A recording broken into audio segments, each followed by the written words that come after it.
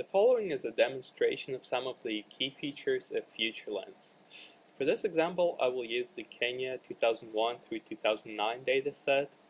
This dataset contains 900 news articles relating to Kenya, with the average document length of 696 terms per document.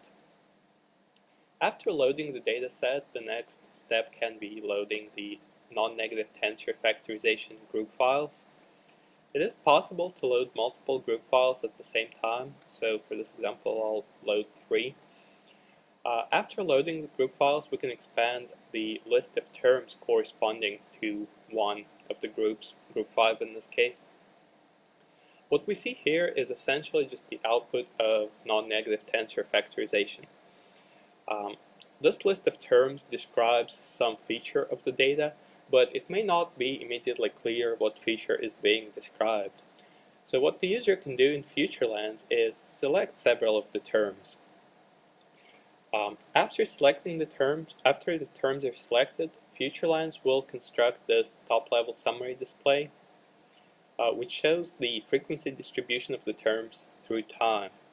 FutureLens will also find and highlight the terms within the documents in the dataset, and this is displayed in the central panel in these monthly box plots. Each bar within the plots here is actually a clickable document. So if the user clicks one of these, the document itself will be displayed in the panel on the right with the selected terms color-coded and highlighted in accordance with this legend in this window here. In this window, the user can also create collections of terms simply by clicking and dragging them onto each other. It is possible to have more than one collection, so if the user was interested in the terms droughts and, let's say, resources and water, they could also select these terms and create another collection based on them.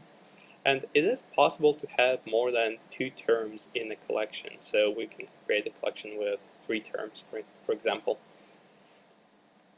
It is also possible to remove these elements by clicking the X corresponding to each element, so we can remove these collections, and we can also remove the groups from the display in a similar way.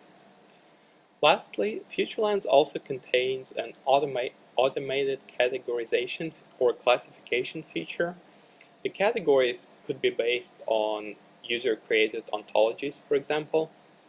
Once the categories are loaded, any subsequently loaded group files will be automatically classified as belonging to one of these categories.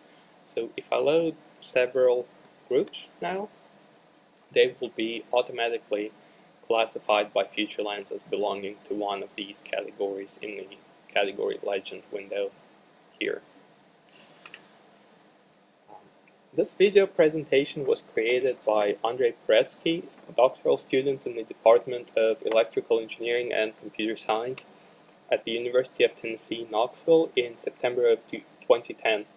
The research described in this video was funded by a Small Business Innovation Research Phase 1 award entitled Weather Climate Variability Impact on Energy, Water and Food Resources and Implications for Regional Stability.